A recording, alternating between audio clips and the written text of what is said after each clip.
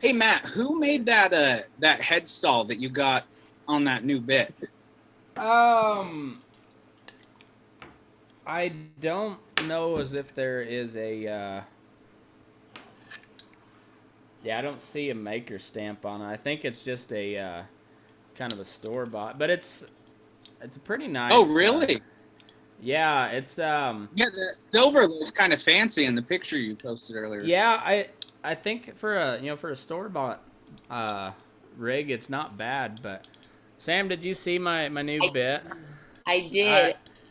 That was the coolest thing. And the only way I could get it bought at the time was to trade a little marketing for him, but it fucking worked out good. So Like, uh, yeah, I also like it how you have it right there ready to like, oh, it's right here. oh yeah, well I gotta treat my sponsors right. And speaking of sponsors, we got a couple. Everybody that's listening, you gotta go check out LomaLivestock.com. My good buddy George Raftopoulos, you know him well by now. He's located there in Loma, Colorado, 1369 12 and a half Road. Best goddamn sale barn in America. Uh, they got a sale tomorrow, 10 a.m. Mountain Time with cows and singles. Feeders followed shortly at 11. And if you can't make it, don't worry about it. You can check them out online, dvauction.com. Click on the Loma Livestock tab. You can watch it. You can bid on it. And George has got a really cool thing going on. I'm not ashamed to say it. I think he's ahead of the game, and we'll be talking about George for a while to come. Another guy we'll be talking about. He's here on the screen. Got a ball cap, but don't let that fool you. He is sure enough buckaroo type cowboy. Nick Allen Lute, rawhide braiding fool, saddle repairing son of a bitch, all around good guy, Okie from hell or something like that. That sounds good, don't it? Okie from hell. Anyhow, he's making some excellent rawhide Hondas, and the only reason I don't have one in front of me is because they're all on my ropes, because they're awesome. Add some speed, add some weight, help you reach out and neck something, cut through the wind, and also help you out with the fancy loop if you're into that type of deal, which I am, and I'm not good at. I'm not afraid to admit it either. But you know what? Those Hondas sure do help. They're tougher than hell. I broke the knot on my rope. I've never broke a Honda. And Nick will build you a new one if you do break one. So anyway, check him out on Facebook, Nick Allen Lute, or at Will Cowboy for Food. Second best, I still got to say second best Instagram handle I've seen. It's a good one, but Conway Shitty takes the cake. Anyway, at Will Cowboy for Food. Let him know you heard about it on Burning Daylight. He'll catch you a little deal. And then finally, we got Mr. Matt Wilson and his handmade bits. I was lucky enough to con him out of this bad boy here. I'll put the screenshot up here in a minute, but he is out of Silver Lake, Oregon, and he's been building bits for a long time. He makes bridle bits, spades. He'll make a snaffle. He'll make a dog bone. He don't really care if you got a bit that you want. He'll make it, and they're awesome. A lot of craftsmanship, a lot of artist type work, artisanship, craftsmanship, whatever. Artistic. Artistic. He is one artistic son of a bitch, and he's a cool guy. If you missed what was that? That'd have been Tuesday night, Wednesday when that show came out.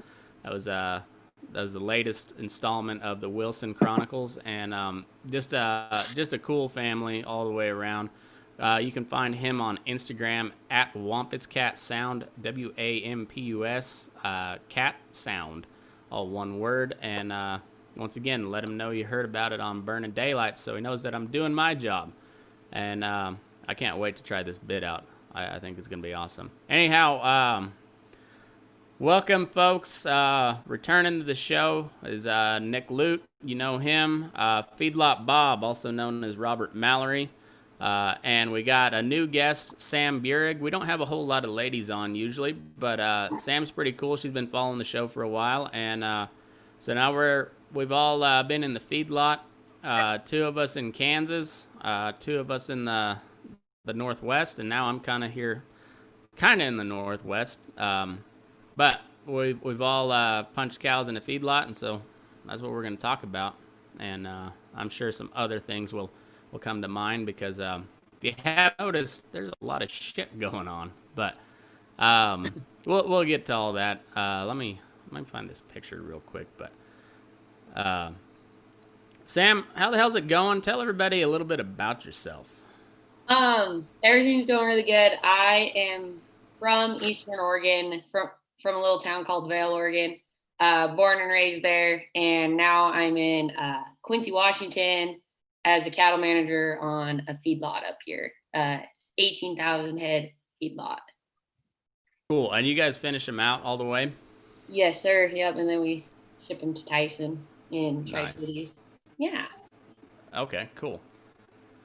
And Bob, you you still training horses? A little bit. I went and got a job in town, like one of those guys, temporarily to kind of pay some stuff off. But I'm mostly teaching lessons right now, just to kind of, be there at the barn at the ranch as much as I can. But that's my goal, kind of get back into training full time. Hell yeah. Well, there's if you can do it right, there's a lot more money in horses than there are cattle, but you can also lose your ass pretty big too. Here's a picture of my new bit, because why the hell not? That is from Matt Wilson. They're out of Silver Lake, Oregon. And yes, that is a Vaquero spurring the shit out of a T-Rex, and that is, I really didn't even care what the mouthpiece was. I just wanted the conchos more than anything. But turns out it's like a little kind of a mix between a square port. Well, it is a square port, but it's kind of a Mona Lisa style almost, just a real light port, but it's kind of, it's a wide square, and I think it's gonna be pretty cool. Yeah, so, and Nick, you are on a background in yard, which is kind of what I do too, but we're pretty heavy on the dairy end of things too, so, but, I think there's, every feedlot's a little different, but just about, I won't say every feedlot, but just about every feedlot does a lot of the same things the same way, because they're tried and true. You feed them flake corn, you feed them silage, you feed them hay. But more than anything, especially on the cowboy side of things, you spend your day sucking in a whole bunch of shit dust and opening and closing gates, and probably cussing at your horse for banging your knee off the damn gate. Usually when you least expect it too. That's my favorite meme you've ever made. The Gordon Ramsay. That one blew the fuck up. I thought it was a pretty good one, but that one, somebody, I don't know who it was, but it was on one of the Facebook groups that I'm in, recirculated it here just the other day, and I was like, oh fuck, that's my meme. That is a good meme. That's a good It's true. It's true though.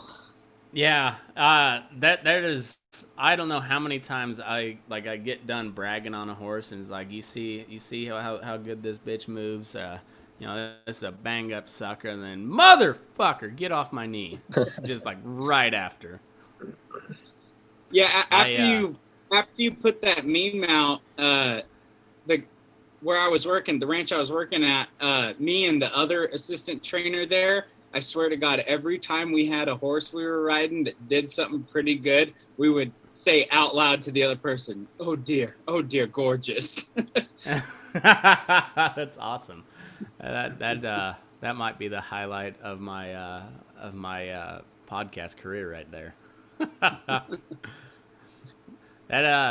It never fails you. Like those horses, even your best horses, they just get a little sour after a while, and they just pull shit to piss you off. Like my good mare Clara, she's a sure enough chestnut, but she's really a pretty much a sweetheart until she's in heat or the wind starts blowing real crazy, and then she just turns into just a raging bitch.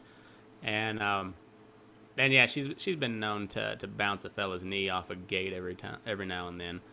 or just do something stupid. And she's also like real touchy, so like if I go to over and under, she knows it and she can feel it, and then she's one of those ones you kind of just got to let her go. You almost have to let her get away with shit initially, and then just work her ass into the ground, because otherwise if you go to tuning on her, then you've lost the day. So like blow up she doesn't. Yeah, she doesn't. Like she don't buck much. Like when she does, she just kind of kicks out. No big deal. But she'll just she does more than anything. It's like if you're not an experienced pin rider or horseman or whatever you want to classify yourself. Like if you're not experienced, you probably wouldn't even notice it. But when you know what you're doing and you know that they know what they're doing and they just continue to fuck up, it enrages me more than a colt ever will. Like I can deal with a lot from a colt, but on a bro course that's just not doing what they know they're supposed to do, it makes me almost see red sometimes. Like I'm far more likely to tune on a bro course than I am a colt. I think they need it more. I think so. A colt, you got to let them get by with a few things and slowly correct it. But an older horse that you damn well know that they've done it 100 times and they're doing it intentionally wrong, that you definitely got to get on that in the moment. So I let Bingo, who's my favorite just outlaw bronc, 15-year-old fucking arena horse. But if you let him off, I know I haven't rode him here in about a month probably, and I saddled him up yesterday, and it just so happened, just kind of like kind of like these dirty cops, my chest camera was not on when he decided to bust in two. The first time was when I was leading him away from the barn. I hadn't even tried to catch a stirrup yet. He just he bust in two, and so I just kind of let him buck around in a circle. I held on to the rein, and then we caught a long trot. We caught a lope. We moved a couple pins, and we were just getting ready to. I was pushing a pin of big pregnant dairy heifers up to the shipping, the loadout chute, and I went to just catch a trot to catch back up with him. I had to stop and talk to somebody, and then so I caught a trot, and then he decided to go ahead and bury his head, and bucked in a straight line, just perfect little jump kick, just right through the middle of a bunch of 1,400-pound Holsteins, and then he proceeded to bounce his nose off the solid-sided fence that we had there, and then we got along fine the rest of the day. But that stupid bastard, every time, 15 years old, you're not gonna cure him of it. So one of the gals that works with me, she's like, yeah, he's one that could be laid down many times, and I was like, yeah, but he's 15. It is not gonna do any good at this point in life. Like, he is what he is. Just leave him be. You put up with it, or you send him down the road, which he probably ought to be headed down the road. But so let's hear a little bit about your outfit there in Washington, Sam. I'm kind of curious as to how Finish Yard does things there here in the Northwest, I guess.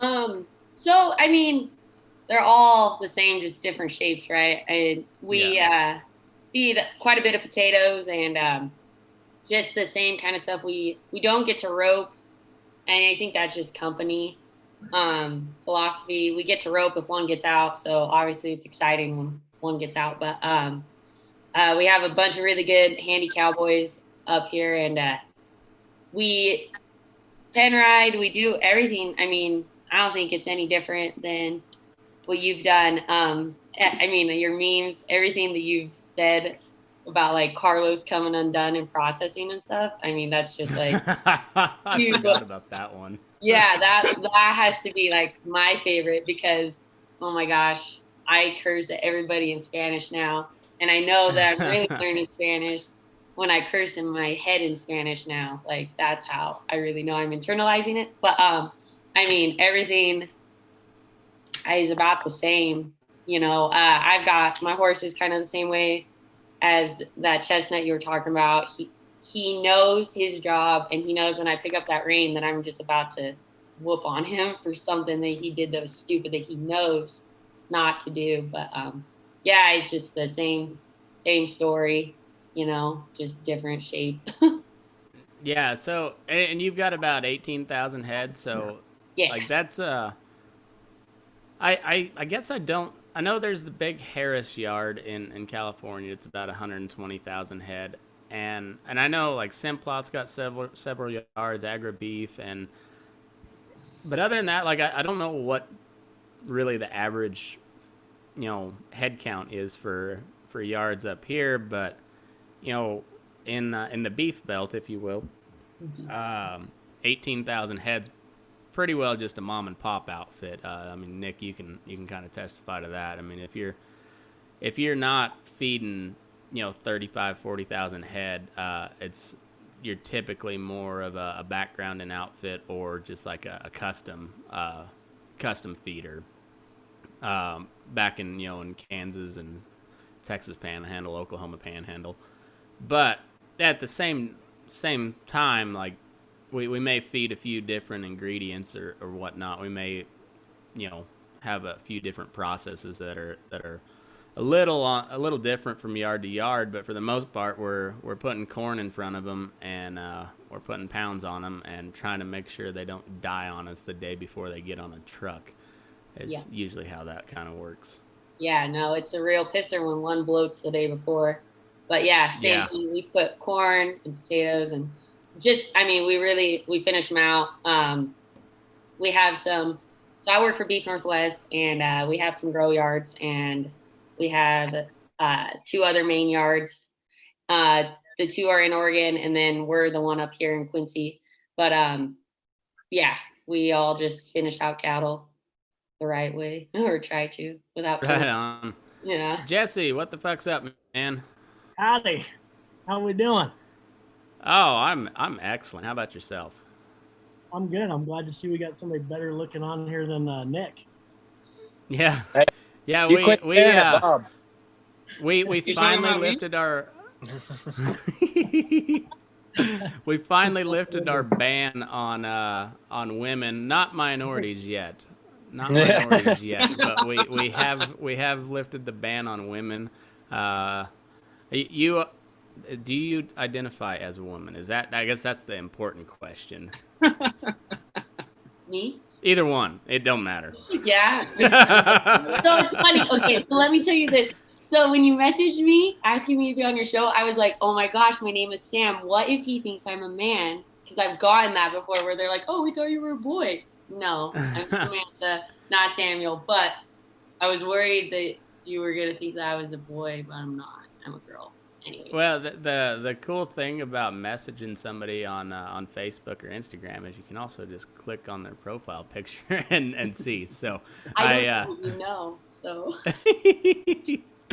a lot of them you click on it and tell, but not all of them. Yeah, that's true. It's sure. You gotta, here on the Burning Daylight podcast, I don't want to disparage anyone, or mostly I just want to disparage everyone, I think. But we're a very politically correct podcast, and we don't deal with any of that bigotry and bullshit like that at all. So don't be a fag.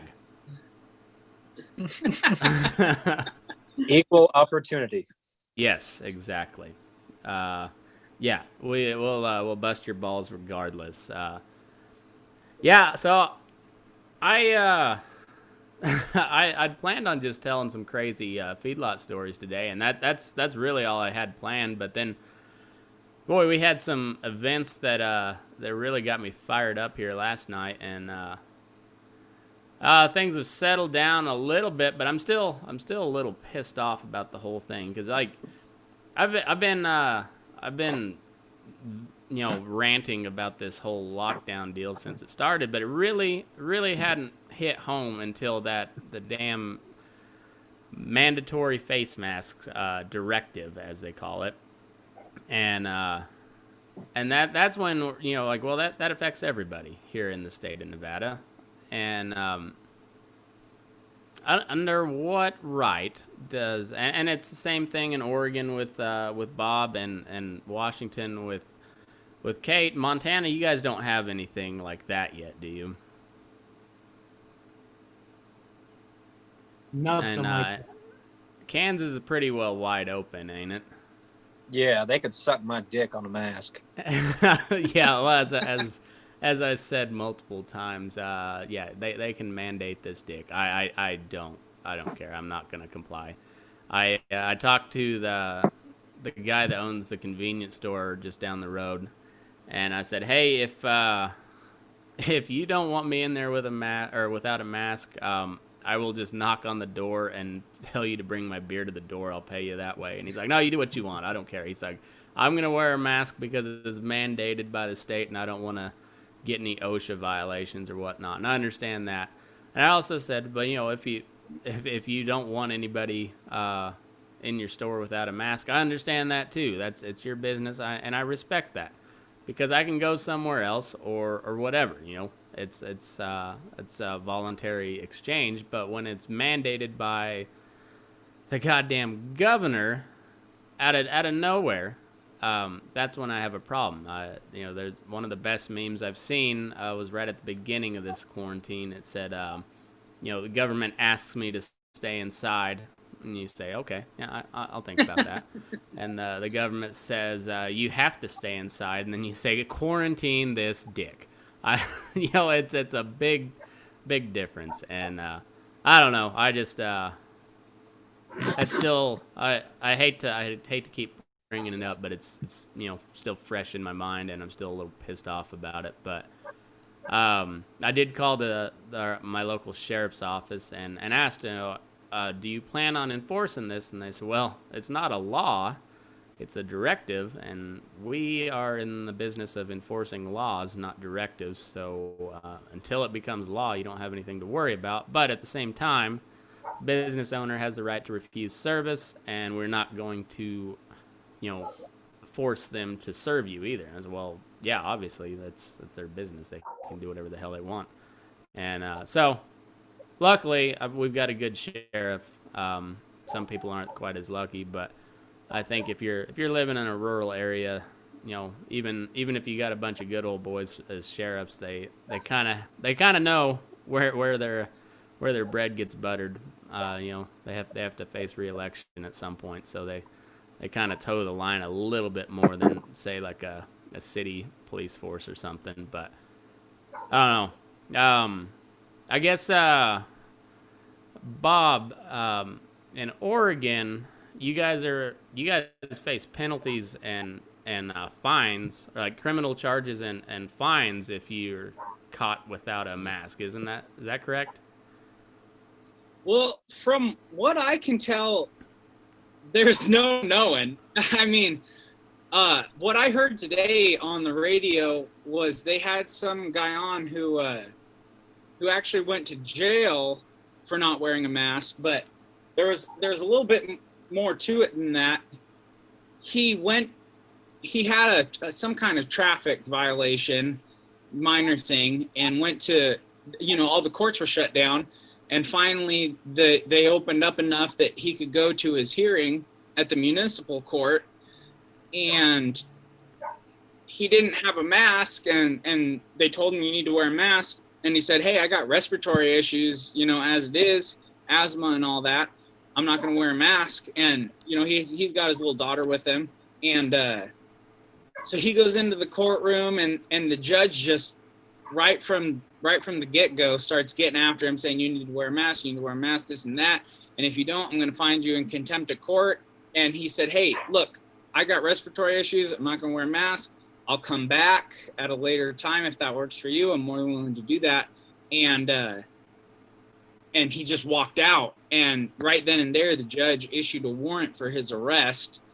The police chief comes out, puts him in jail, and then the judge, here's the kicker, the judge comes back into the jail where the guy's been held for a couple hours and says, hey, we went ahead and moved your court date for you, so you come on back, mid-July or whatever it is. Yay. And but here, they're letting, and I think it's, Sam can probably attest to this, but it's a little more in Washington. You all are a little ahead of us, that they're letting people out of jail, like convicted felons out of prison and out of jail due to COVID concerns, but then they're putting people in jail who refuse to comply with the mask mandates. But then they're also saying defund and abolish the police. Mm-hmm. So who's going to enforce all this, you know? Yeah. So when I first heard the defund the police, like my ears kind of perked up, because I think there is Right. just like the military, there is a gross mismanagement of funds, and like well any government agency, but like in particular like military, education department, like so much money goes to either contractors or administration, and like your normal average everyday grunt infantry soldier or your beat cop makes, you know, just slightly above poverty wages, and then yeah, so but there's, you know, $1 trillion a year that goes into the defense budget, but your average GI makes about like 28,000 a year, something like that. Less. Yeah, and a cop, depending on where you're at, but you're looking at like your average beat cops like 30,000-40,000 a year maybe, and but your police chief probably make, you know, $250,000, something like that, and then all the like internal affairs and all that shit. And so when they said defund, I was like, all right, well, are we like shifting around money and like trying to make it more efficient? And then you read like the lists of demand from the actual defund the police movement, and it's basically just Karl Marx's wet dream.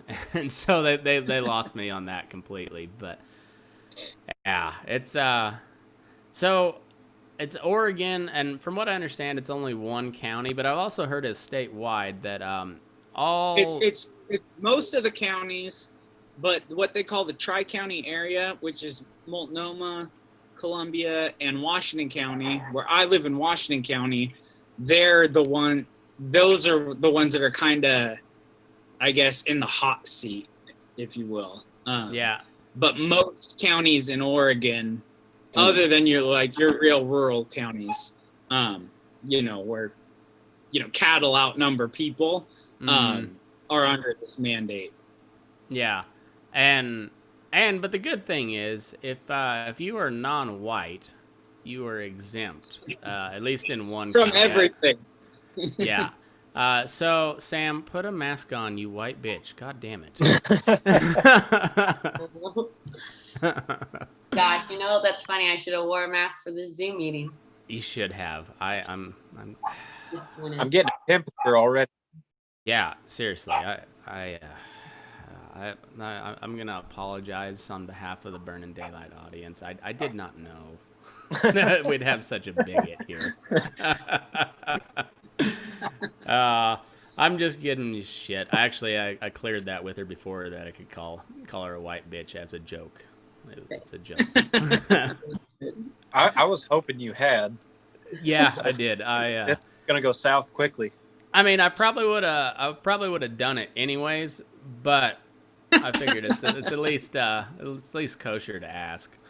I feel like if anybody's going to agree to be on your show, they need to be prepared for something like that and not be surprised. So yeah, the people you didn't even have to clear it with me. The people that I've had Hey, on she just stoked you didn't think she was a dude by her name. Yeah. Low key worried. Yeah, there's been a few people I've had to tone it down a little bit, but for the most part, I just like, hey, it's pretty unfiltered, and you know, we just roll with it. But I don't know. That's the only way I know how to do it. I grew up in a very kind of strict church going family, and you'd see the people you know, on Sunday morning that were all prim and proper, and then you'd see those same people the night before just hammered out of their gourd and saying a whole bunch of shit that'd make any good sailor blush. So I just figured, come right out with it. You know, it is what it is. Take it or leave it. So, anyhow, Sam's a good sport, so we're all good here. Yep. For sure. Well, I think that's probably good enough on politics for tonight. I'm sure we'll stray back over there, but man, There's plenty more. Oh, there's plenty to talk about, and in my position, like, not that it's a huge platform, but I've got plenty of people that listen on a daily basis, and I hate just flooding your ears with the more of the same old shit, but man, this stuff is important. Like, if we don't pay attention to it now, and you let them get away with something as simple as turning on or putting on a mask, well, then that turns into a microchip, or a star, or whatever. It just, if you let them, they make you comply now, it's never enough. It's just the same thing with like these left-wing activists. They wanted murder charges for that police officer up in Minneapolis, which, yeah, everybody wanted murder charges for that guy. They got it. Well, then they wanted stiffer murder charges. They got that. They wanted the other officers charged, which I think everybody else wanted that too. They got charged. Now they're talking about just getting rid of the police, which in theory I'm not all that opposed to, but you can't just go from a rampant, like, corrupt police force in Minneapolis to nothing overnight, especially when you've had a bunch of violent looting and protests, or they're not even protests at that point, they're just riots. And then you've got Chaz, my favorite in the country. It's Chop now, Yeah. man. Yeah, it's Chop. Chop. Chop. Hey, like, if I could say a couple points on that, they kind of screwed themselves by trying to get that, what was his name, Derek Chauvin or whatever it is, trying to get him on the murder too, because that's a lot harder to prove with the intent, Yeah. And then that other guy who shot the guy in the Wendy's parking lot or whatever it was, like, okay, if and I'm pretty much as wide as they come, if I took a taser from a cop and shot it at him while I was running away, I would be dead right now also. Like, it's not exactly a race thing in that situation. You're asking for it. And yeah, and the final thing is, like, they're all talking about defund the police. And I've actually had this conversation with a lot of, when I was in the Marine Corps, I was stationed in North Carolina, and I've come to know and be friends with a lot of Black people, more than you would meet here in, semi-metro Oregon. And, I've got a lot of Black friends, and for the most part, they agree with me on pretty much all the problematic stuff that I say and I post, more than the white suburban white girls who are telling me to educate myself. Yeah. The thing is that it's not, I don't disagree that there might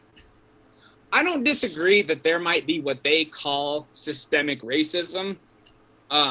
If we were to get into it, I would probably argue that the statistics would bear out that the minorities of, in certain areas, the people who are minorities are committing a lot of the violent crimes. And, I think police should profile. Like, that's what I want police to do, is profile. I don't want you to tell me, hey, look out for a suspect. It's a person. Like, I would like you to tell me, what was he wearing? How tall was he? What color was his skin? What does his hair look like?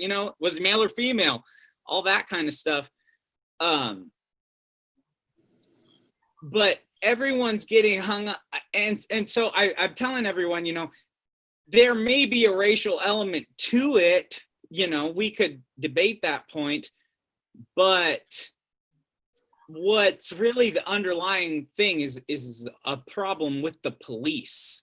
And it's important because if we get hung up on the race element and we stop there, you're never going to address the problem. You know, police, a lot of cops don't care. They're just, you know, they executed a white dude in a hallway at a hotel. They, you know, they don't care. That was awful. And the defund the police is not, you know, it's, you're headed in the right direction, but it really should be privatize the police, because if you think about it, you got private police forces and you've got one that's just shooting people left and right, and you can say, hey, you're fired, we're going to go with these other guys. How could that not be anything but good? Yeah, it's absolute. That's one of the big issues is the accountability part. Like the police unions are big. They're very powerful. They hold a lot of influence, and they protect their own. Which, I mean, that's not even a knock against the unions. That's what they do. I mean, that's what they're there for, is to take care of their own. But just like any other union, they start out with good intentions. They do a lot of good, and then eventually they get corrupted, and they shelter the shitty employees, whether it be a steel mill worker or a cop. They shelter the shitty employees, and then eventually they price themselves out of a job. Like, everybody talks about how the corporations are so greedy for shipping our jobs overseas. Well, most of those jobs are union jobs that price themselves right out of the market. It's cheaper to build shit in China and ship it on a fucking boat all the way over here than it is to build it in the United States of America. And a lot of that has to do with minimum wage laws and all these pension funds and the collective bargaining with the unions, which I'm all in favor, like 100% in favor of collective bargaining.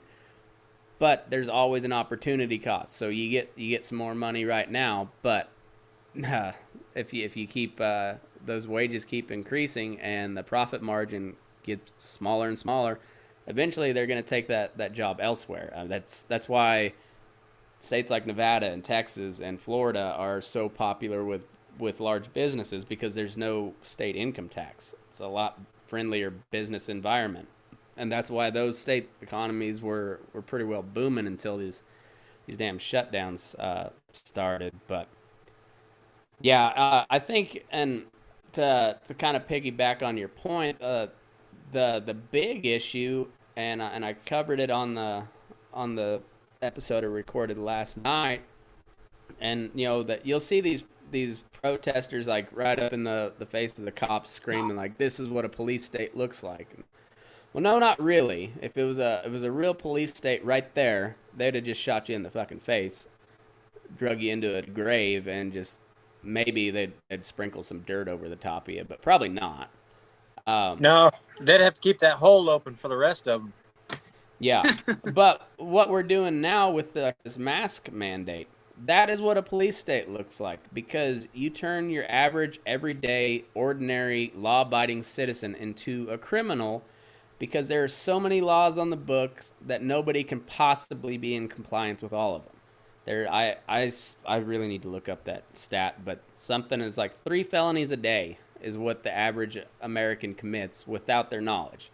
Because there's just so many regulations, statutes, laws on the books that half of them don't make any sense. Well, I'd say probably more than half of them don't make any sense. And it's all just designed to keep you under their thumb, bend the knee, and you won't get hurt. It's they really are the mob, but they're elected instead of seizing power. They seize power through elections. But yeah, it's the issue is like the Eric Gardner case. The guy was selling cigarettes, wasn't paying his taxes to the city of New York, and that's what ended up getting him in a chokehold and eventually leading to his death.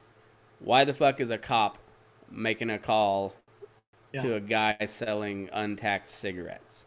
That shouldn't be a crime.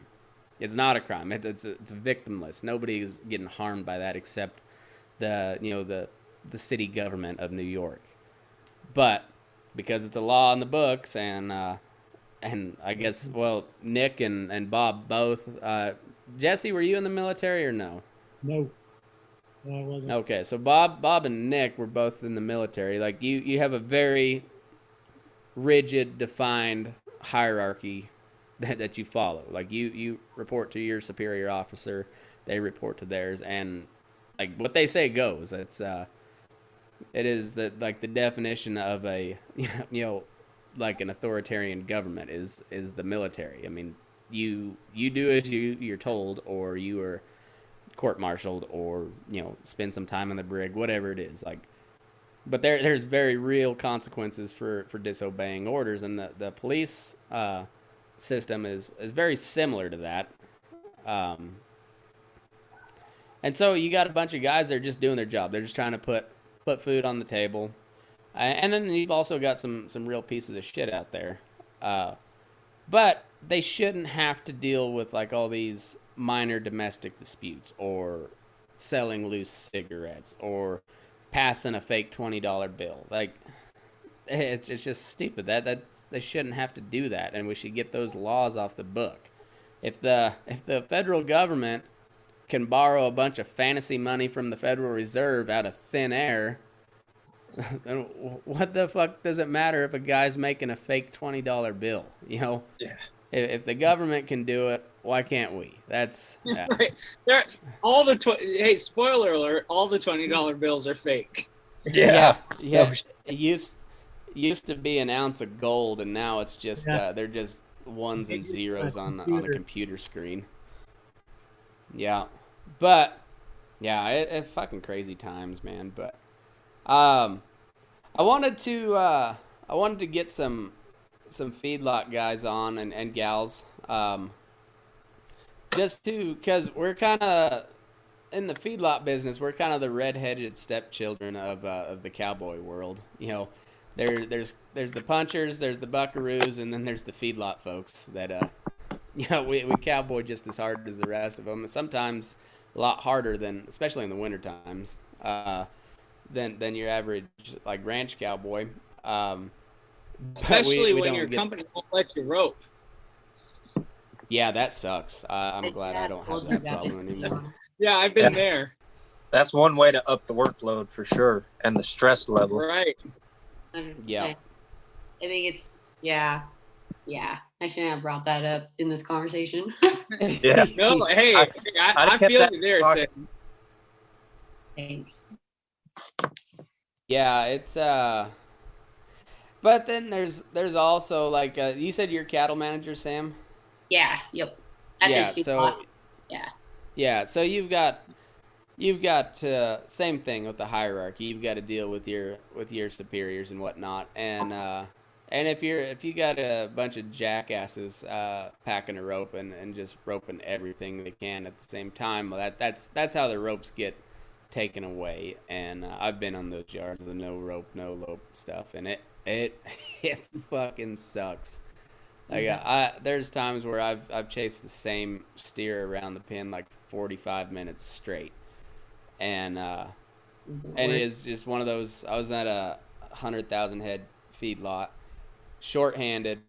Like I'm riding 2 sections on my own, and there's nobody for like 3 alleys over to come help me pull this one. So you just got to figure it out, and it could have been done in about 15 minutes. 3 times to the gate, slap a loop on them, yank them out, lay them down, and go on about your day. But it's that shit gets ruined by some dumbass cuts his thumb off because he doesn't know how to dally, and and then everybody loses their rope privileges.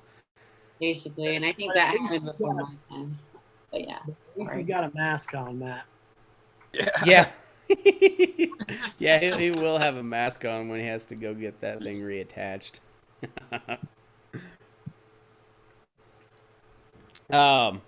What's one of the craziest wrecks that you've seen up there, Sam, or that you can talk about anyways? I don't want to get you in trouble.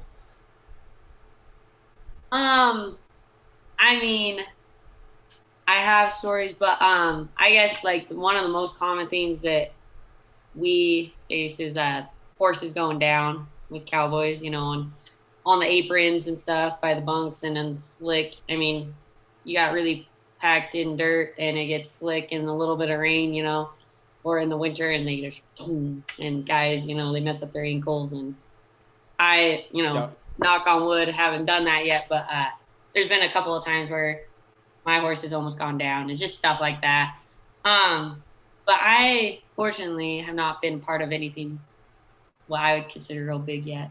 So Well, that's good. I know both my ankles are fucked. And it's not from bunk slabs. It's just from like stepping on a piss spot or something. Like we were splitting a big pin into two smaller pins, and I didn't get a good count on the first one, so I had to get a count on the second bunch, and I was like, all right, I need one more. So as I'm pushing them to their home pin, the bunch that I had before was right next door, so there was a steer right there by the gate, so I swung it in and just went to step around him and push him out, and my horse planted to turn him down the fence line. He stepped on a piss spot and just just slingshots you to the ground, and my ankle swelled up to about the size of a grapefruit, and it turned all sorts of different colors from the bottom of the arch of my foot on the bottom side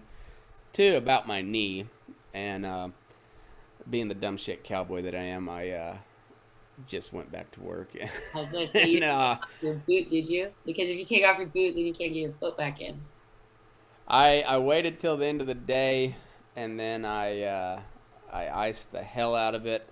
I may have pounded about a 750 of good bourbon, and then I bitched about it for about 2 months as it just continued to hurt. And now every time the wind blows, yeah. Oh, the bitching really helps. It really does. It soothes it. Yeah. The pain. Yeah. Yeah. So I know, Bob, you weren't in the feedlot, a super long time, but did you see any good wrecks up there? Oh gosh, you know what? What really? Not a lot of wrecks, I'd say, but I think what kind of was the most disturbing to me was the lack of wrecks, and without getting too politically incorrect, I was the only person on this entire crew that yeah, okay. I was the only person on this crew that spoke a lick of English, and these guys are all kind of wannabe charos, and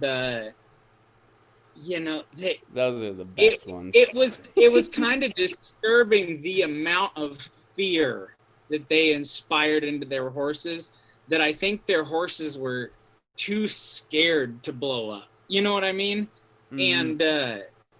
And I had ridden a couple of these horses after they'd ridden them around for a couple months or years, even in some cases, and from like I told you last time I was on here, I got started later in life with horses, and I'm really glad for the foundation that I have, and who I got started with and that. But for me, the horses kind of come first, and just swinging a leg over some of these horses and just feeling how scared they were was really, for me, kind of left more of an imprint than any real wrecks or anything like that. Yeah, company horses. That's a good topic. Yeah. Company horses. Those poor creatures. I've seen a bunch of them, but they especially when you get into the bigger yards. So like Grant County feeders, there in Kansas. They had two different sides of the yard. They had the north barn and the south barn, and I think there was 6 cowboys in each barn, plus a head cowboy there, and each guy had at least two two of his personal mounts, and then I think they had 30 or 40 company horses at the time, and wasn't a single one of them worth a pint of cold piss. I mean, they just got ruined. You know, all of them had a lot of potential. They were pretty decently bred horses, but man, you just get so many jackasses trying to tune on them, and you got one guy who's got hands like a fucking anvil, and then you got some other guy that can actually kind of handle a horse, and then it just those poor creatures don't know whether to shit or go blind most of the time. They've got so many different signals over the years. They have no fucking clue what's going on. They know how to go to the gate, go to the bunk, and go back to the other gate. Yeah, there was a horse kind of toward the end of my tenure when I was at Simplot that they had recently bought. And when you were talking about that older arena horse that you were riding, made me think of this horse that he was apparently an ex-barrel racing horse, and his name was kind. Chester. Yeah, exactly. I called him Chester the molester, and this horse would goddamn, I don't know how much I should say. I feel like if I keep going, I'm gonna wake up in the morning and on Twitter there's gonna be hashtag cancel Feedlot Bob. But I called this horse. I called this horse. Yeah, nobody was thinking it until you said it, man. Now you're fucked. Right? Yeah. You just set yourself up. This horse I called Chester the molester. He would walk out. He had the longest stride at the walk of any horse I've ever seen. And I was joking around one day because, like I say, I've been calling him Chester the molester for quite some time. And I joked around to one of the guys. I said, this is his rape walk when he fucking strides out like this. And God, this horse, he was just, like I say, when you were talking about the arena horses that have so many issues, he's just so used to being, on the forehand and pulled around by his mouth and just chase cans, that he didn't know what to do, and you just kind of turn him loose and give him a job. And I don't know how many times I about toppled this horse over just by saying, hey, move over here, move over there. And he just wants to, like, I can't believe I never got in a wreck on this guy. Yeah, the good thing about bingo is if I need to blow by one in the alley, I can damn sure get it done. He may be getting up into his twilight years, but that fucker can still move. But the problem is he just wants to do it all the goddamn time, and it's aggravating. It gets to the point where it's like if he was even 10, I would spend some time on him and get him, kind of halfway right. But he's 15. There's no changing him at this point. You can get by with him, or you can, like I said, you can send him down the road. That's really about all you can do with something like that. But we had this company horse. We called him Tomato, and if he was my horse, I actually almost bought him for a kid's horse, and going along with my theme of Lonesome Dove characters as horse's name, he would have been a Jake Spoon, because he fancied himself as an outlaw, but really he was just a lazy prick. This goofy bastard, I rode him about once a week, just to kind of keep him legged up. And but he was kind of on the older side, so I didn't want to overwork him. And I saddled him up one day, headed out from the barn, and we got about 2 feet alleys over, and he started packing a leg. So, well, fuck. Oh, Tomato's gone lame on me, and I wheel him around, head back to the barn, and all of a sudden that leg cured up real quick, and he was getting ready to just zip on back to the barn. And I said, well, fuck you. And I rode him for 3 days straight after that, just to prove a point. And he never did pack a leg after that. Weird, but goofy old horses, like, especially, and I think they bought him as a 3-year-old, and he was pushing 20 at that time. So, 15 years at least in the feedlot, just all day, every day. That's what he does. And they're underappreciated creature, the feedlot horse. Some of the best horses. There was this. I will never forget this when I was working at Simplot. This company horse. She was a gray mare, and when I got on her for the first time, I didn't think she was worth a damn. But I just, she's kind of horse I prefer. I like mares, to be honest. And she was a little. She's a little on the shorter, stockier side, which I like. And I rode her around for a few days, and just kind of didn't really get to training on her too much, but just kind of tried to show her something a little bit better. And the way this horse come around was, it was probably at that point the quickest I'd ever seen a horse come around. And she had the cow in her from being a company, feedlot company horse, and was also kind of forgiving enough to take you up on a good deal, that she ended up being one of my favorite horses that I've ever ridden. But on the other side of that coin, I rode a lot of nags that had just been fucked up by people who said, I can't handle this horse, I'm gonna put a bigger shank on it, Yeah, I've been in that category before. That's about where I am on the bingo horses. I'm just about ready to put a spade in his mouth and still continue to wear a running martingale on him. Just because he's about a hard-mouthed son of a bitch. Yeah, exactly. I should preface this by saying that I was the only guy on this entire outfit that owned a snaffle bit, and I rode everything in that snaffle bit. Yeah.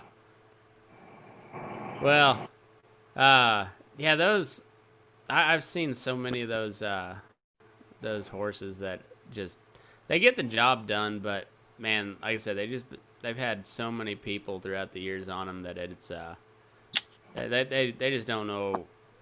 They don't know what any one of those riders wants them to do, so they do their job. They go to the gate, they go to the bunk, and and Feedlot will turn a non-cowy horse into a pretty goddamn cowy horse, and a horse that's got any sort of cow to them at all. Spend a little bit of time in the feedlot, and they get real fucking catty. But yeah, it's they really are kind of an unsung hero of the cowboy world is the feedlot horse. But Absolutely. Yeah. Fuck, I forgot what I was gonna say. Jesse, how's your feedlot? Is it still underwater? Oh, yeah, we were swimming, man. It's my sister drained the sucker. She spent about a week pumping that thing out, but we don't do much in our feedlot, man. We're lucky to have enough grass that we don't do a whole lot there. Yeah, I'd say so. That's that part of Montana is Just kind of you guys got like belly deep grass, don't you? What's that? I said you guys got Your internet like might be the one internet tower we have in Montana.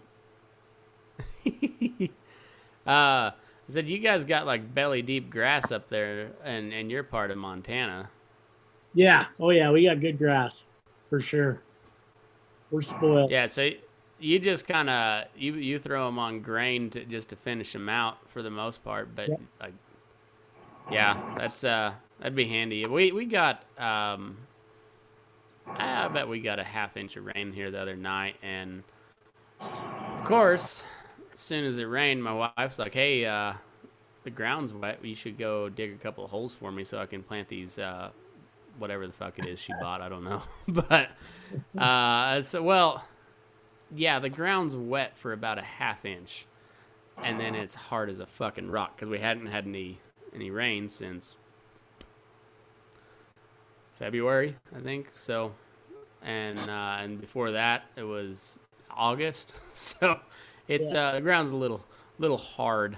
Yeah, it gets a little slick for about maybe a half inch, and then it's just, yeah, you better have a digging bar or a good auger. Yeah,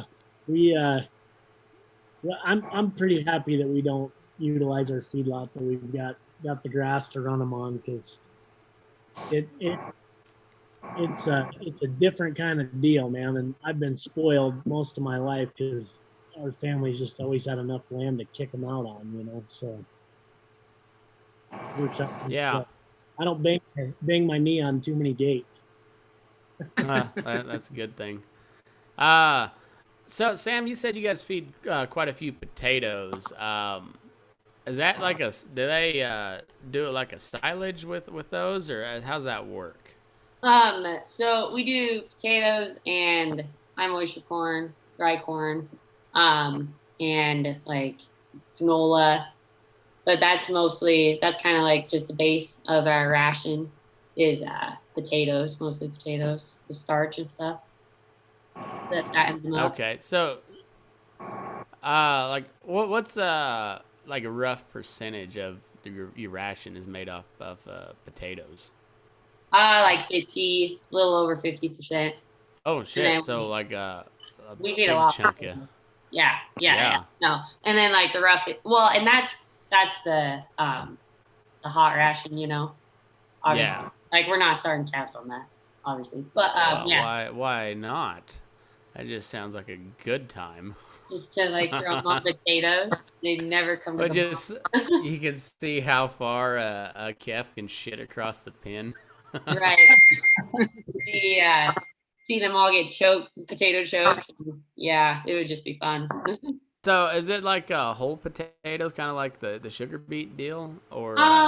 So we get two kinds of potatoes. The one potato is, we call it hopper, and it's just potato that didn't make it to the fry. Like it's chopped up, but it didn't make it past the cut. And then the other kind of potato that we get is the potato that made it to like the oil, like to the fry stage, but it didn't make the cut for consumers. So we get two different potatoes. Yeah. Huh. Yeah. Well, and you just I guess so. You're finished yard, but you're 18,000 head. So like, do you have a mill and a mixer there, or do you have mixer trucks? So we have a batch box. We have a mill. We have a batch box. But the trucks mix. Oh, okay. Yeah. That makes sense. Yeah. Yep. Yeah. So are you using vertical mixers? We just got 2 new vertical mixers like last fall. So I don't know why anybody would ever have a horizontal mixer anymore. Our backup one is a horizontal one, but yeah. Yeah, those things suck. I plugged. We had this old. I forget what the truck number was when I was there at Cactus, but it was an old Sterling truck with a harsh box with the three horizontal augers. Yeah. Thing was the biggest piece of shit, but you couldn't kill it. It's like one of those. It's like bingo. I can't, or not even better yet. It's like Red Molly, my Mustang mare. I could not kill her if I tried. Like I couldn't cripple her if I tried. But she ain't worth a fuck at all. So that truck was, the Mustang mare of feed trucks. Like it wasn't worth a fuck, but you couldn't break it. But you could plug it up bigger and shit. Like if you had your gate cracked more than about the third notch on the little sliding deal, like if you got it above a 3, it's probably going to plug. And then if you didn't shut the gate all the way down going to the next pin, 100% it was going to plug. But yeah, those horizontal mixers, they were good back in the day, but I don't know why anyone would have them now. We have those. We have a mixer wagon. We're pretty low budget, so we actually feed with a tractor and a wagon. And I actually prefer that. It fucking sucks. I would much rather have a feed truck. I can't back up a wagon to save my life, so I have to make sure if I have to feed, I have to get it all in one good swoop, or I am fucked. I got to go all the way around. That's the good thing about the tractors, because you can set your engine speed constant, and you just bump your transmission to speed up or slow down, and you should be able to one pass them. But being the professional that I am, I mean, I probably can, but I don't know about yourself. But that's how you're supposed to do it. Is one pass, don't you know? Supposed to. That's I watched one of our feeders today. It was a pen of about 110 head, and he pulled up, fed the entire call in about a third of the bunk line. Nice. And I was like, oh well, that's great. That's good work there. Distribution. Good work there, fellas. Hey, you want to know the worst feeling in the entire world is right now. So like I say earlier, I went and got a job in town. I'm a diesel mechanic. That's what I went to school for. That's what I did when I was in the Marine Corps. And so on the cowboy side, I say, hey, let me tell you where you're fucked up. But then when I'm on the mechanic side, I say, hey, let me tell you where you're fucked up. Oh, those man, that the good thing about the pull type mixers is those tractors are designed to deal with the dust and shit, so you don't have very many issues on the tractor. Like, you may have some breakdowns on the feed box, but the tractor, as long as it's maintained correctly, which it's a feedlot, so let's face it, it's not. Exactly. I'm in charge of maintain. It is perfect. Yeah. But those tractors will, like, you don't have a whole lot of trouble with them. But the feed trucks, Jesus Christ, we had one of our trucks was down, and of course we're not just down the road from Rotomix or anything like you are in Kansas. Everything has to be shipped in from Kansas or Texas, and so it was like a month of this thing just sitting in front of the shop. They finally got it running, and the first day we had our two good trucks back up and running. The other good truck took his shit yesterday. How it works, right? Yeah. So it sat in the middle of the feed alley overnight with a half a load of feed on it, because we were like, well, fuck. All right. Let it. I don't know if it was overheated or what, but it was the last load of the day too, so just figures. And it made it. They got it started this morning, and it made it back up to finish off the load, and then it died again, like right by the office where they pull around to pull on the scale. It died like right there. They had it moved before I left this afternoon though, so I guess it's at least it's back in its normal spot, dead in front of the shop. But yeah, that's how it goes. I'm glad I'm not on the. I've had to call feed all week since my boss is gone, and I don't miss that at all. Like, and our feed calling is pretty minimal compared to a bigger yard, but man, I don't miss it. I don't know. Sam, have you called feed before? Yeah, I'm the backup's backup, and your meme about how your boss calling you to tell you that you're calling feed in the morning to make sure you're gonna show up. I've been on that. I've had that phone call quite a bit. I actually called feed Tuesday, and I was there at 4 a.m. Anyways, I don't like it. I hate it. I hate it. Yeah, I'm not a fan. It's funny is like, if you tell me I gotta be at a Brandon trap getting ready to go gather at 3 a.m., like I will be there, like bells on. If you tell me I gotta be there at, even if it's 5 o'clock is usually about when I have to be there to call feed for this yard, Well, it is a fucking struggle to get out the door in time to get up to go call feed. I did it for about 2 years when I was at Cactus, and I get the importance of it. Obviously, it's a very important part of making a feedlot profitable. But I fucking hated it. I hated it so much. And my cattle always performed.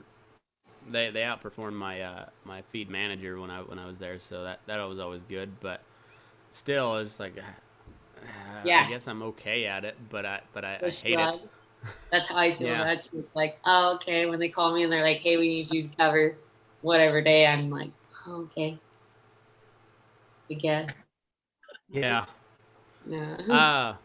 I've noticed. So I've worked at. I guess this would be my third yard that I've worked at, but I've been around a whole bunch of them, like, pretty consistent. Like I had to run down to Ulysses, quite a bit to pick up stuff from some of the other Cactus yards and whatnot. And I've noticed that there's always a certain type of, like, there's categories of people that work at a feedlot. Like you've got the Mexican guy who might be like 45 tops, but he's worked at that yard for 78 years, it seems like. Like you're like he's like, I've been here 35 years. Like, how old are you? Like, and it'd be like 42. Like, how does that work? Like, I'm not a math guy, but like, did you really come over from Mexico at 7 years old and go straight to the feedlot? But there's always one of those guys there. It's like Jorge, one of our feed truck drivers. He started working at this yard when he was 18, and he's done nothing but feed cattle, just drive feed truck. I don't know. I couldn't do that. But there's the guy in Grant. Farming, man. Fuck that shit. Yeah, well, you're a master farmer nowadays. Goddamn sodbuster. Today's National Soil Day. Is it really? It is. Happy National Soil Day. Yes. Cheers to soil, everybody. Here's the organic. Hey, I think Sam, did you say you were? Where did you say you were from? Vale, Oregon. You know where that's at? Vale, Oregon. Hey, you know what? I'm gonna throw this out there because I ain't with the company no more. But if you said you ship all your beef to Tri-Cities to that Tyson, that Simplot is right there. The Simplot I used to work at is right there up against the Tyson. No way. You ought to apply for a cattle manager job, because I tell you what, every cowboy I know who has quit that Simplot was because the cattle manager is a son of a bitch, and he's about 104 years old.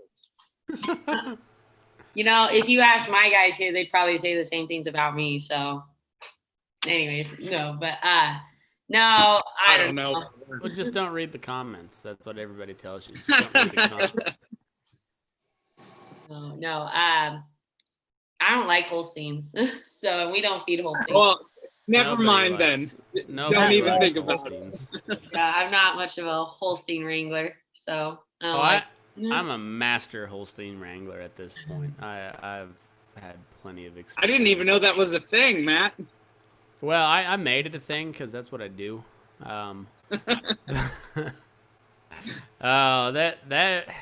They really are just like a giant fucking dog. They're not even cows. I mean, they've got 4 stomachs, but they're not a cow. What the fuck happened to one this morning that you shared? Oh, yeah, actually. That ugly bitch. Yeah. This one's even better. Oh, the Jeffrey Epstein Holstein. Yeah, we had one that got the Epstein treatment. How do you hang yourself on that fucking fence? Yeah. Matt, you had a Holstein that fucked a bunch of kids and then killed itself? Essentially, yeah. Allegedly. Let me try to pull these up. Allegedly. Allegedly. 'Cause it's all a simulation. I'm getting further and further down that track that I think that's 100% a simulation that we're living in, because it's too fucking crazy to be real. You know what? I think you might be right with that. It's almost like, and I had never considered this until you posted something about that, about a fucking simulation, that it almost seems like the developers, if we're accepting the fact that we're living in a simulation, right, that the developers are pushing the limits to see how much they could get away with before they do the next simulation. Yeah, exactly. Well, it's like I'll tell you what was not simulated though was this. That was not simulated. Like, how the fuck did that happen? How does that fat bastard get stuck on that fucking cable? Okay, well, let me show you It's the whole thing. Let me show you the other view. And I don't know how she got stuck. That's the thing, is like how she didn't just fall off. That. Yeah. And of course it's. When I saw that this morning, I was like, wow, that's an interesting one. Yeah. That was planted like a simulation. Yeah. Yeah, so as you can see, her head's over the cable and her leg is under the bottom cable. Yeah. Nothing to get stuck on, but somehow flat still managed. Girls, man. It's wild. Yeah, the camera was off all night. Technical difficulties. Yeah, right. Yeah, exactly. Camera malfunctions. I gotta go pee real quick, fellas. But that's how you do that, Bob. You just say, "I gotta Yeah, go take a piss." I'm here trying to interrupt in the chat and be all sneaky about it. That's the first time I've seen a chat on a Zoom meeting, so good work. This is only the second one I've ever used. The first one was the first time I was on the podcast, and my wife, she's a dental assistant, and so she was laid off for work because in Oregon they said if you're not a mandatory medical service, you're laid off because we need the PPE. And so she went on a Zoom meeting at work, and her boss, the doctor who owns the practice, goes, "Hey, why is your name Feedlot Bob?" Oh, that's awesome. Yeah. Zoom meetings.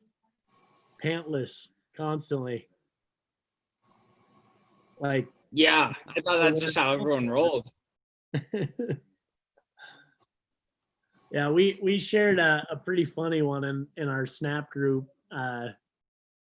There's a Zoom meeting with there's like 12 people in it or some shit. The whole screen's all grids of people.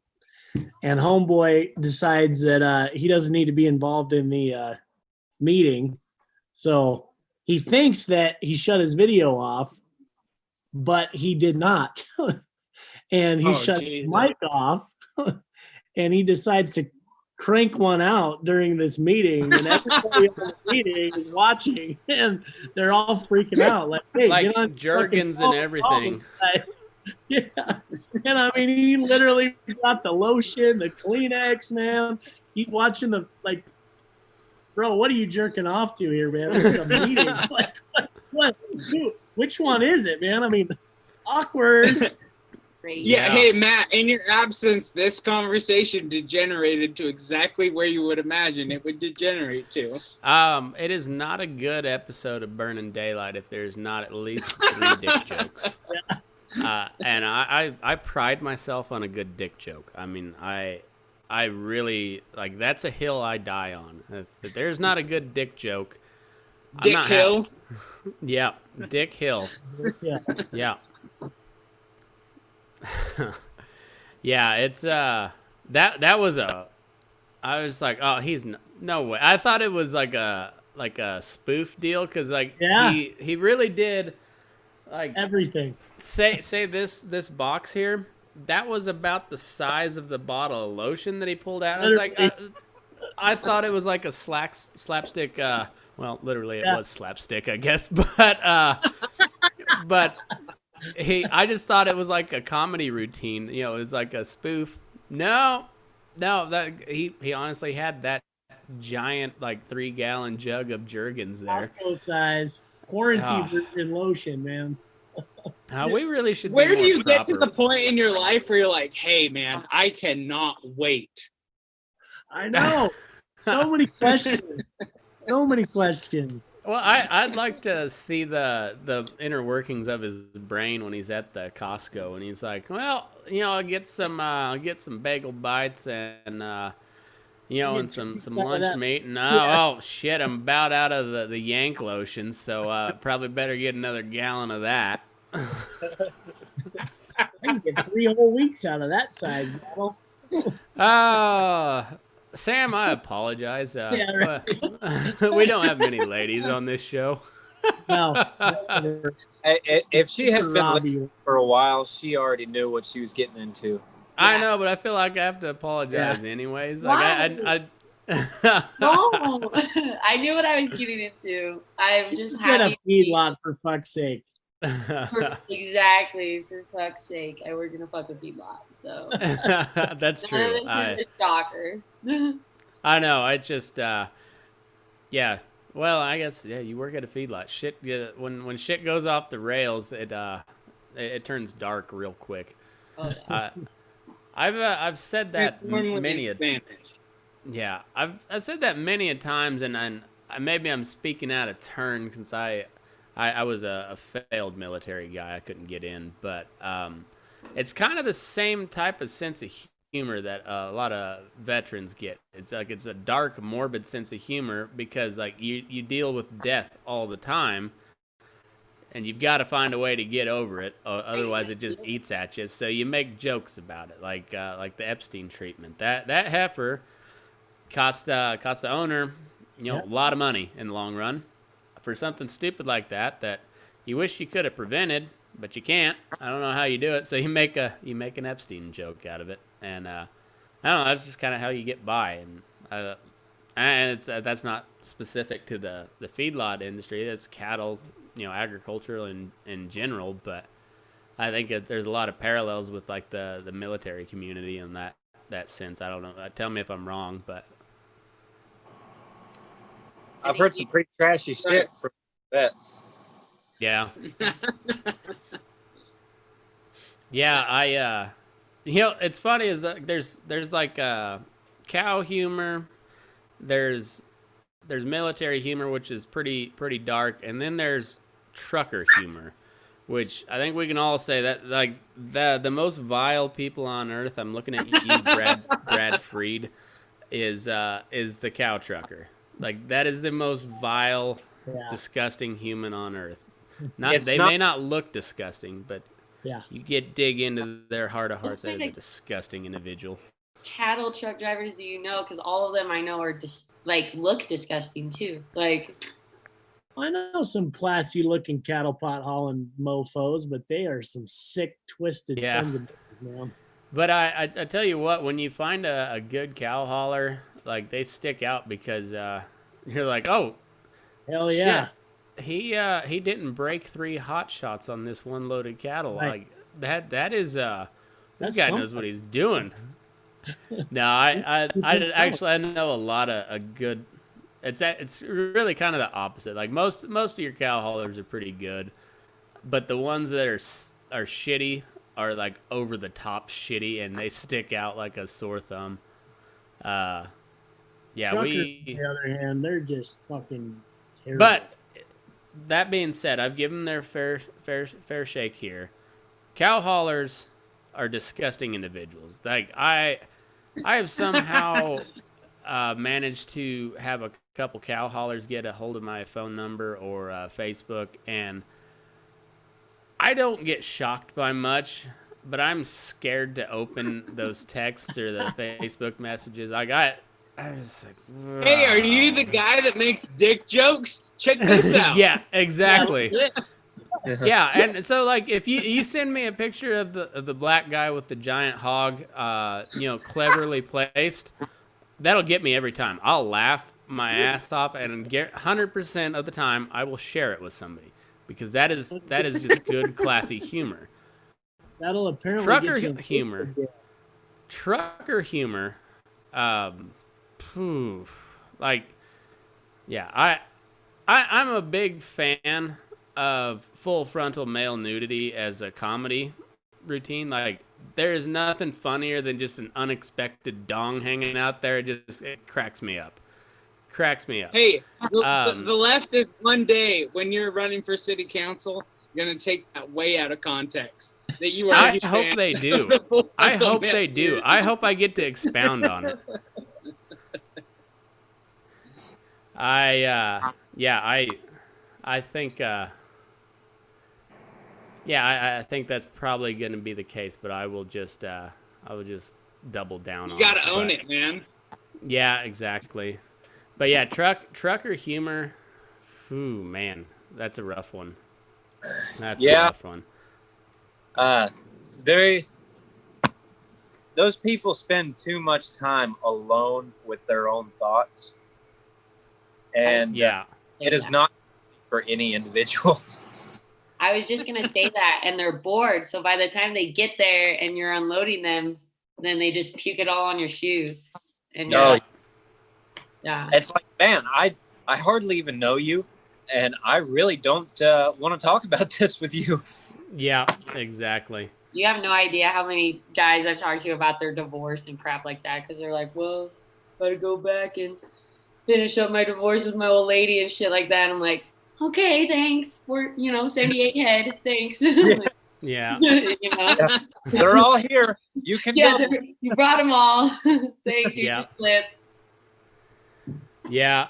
Well, shit. I hate to cut a little short, but I gotta get going. But I appreciate talking with all you guys. Kind of a late start tonight, so I didn't get rolling like I wanted to, but it was a good conversation. I appreciated it. Had a good time as always. Normally I'd stick around a little bit to visit with y'all, but can't do that tonight. So anybody, if you want to, we'll start with Bob. If you want anybody to follow you, go, where can they find you? Oh, Instagram at Feedlot_Bob. And, we cover dick jokes and politics. I don't know what else we could possibly talk about. So. Yeah, that's right. That's right. Nice. Sam, how about you? On Instagram at Samtastic Beer Rig. Nice. One word, yep, Samtastic. Perfect. Nick Allen Loot, Facebook at Will Cowboy for Food. Jesse Stetson, Facebook and Instagram. And you guys know the rest how to find me. So on that note, move your ass. We're burning daylight.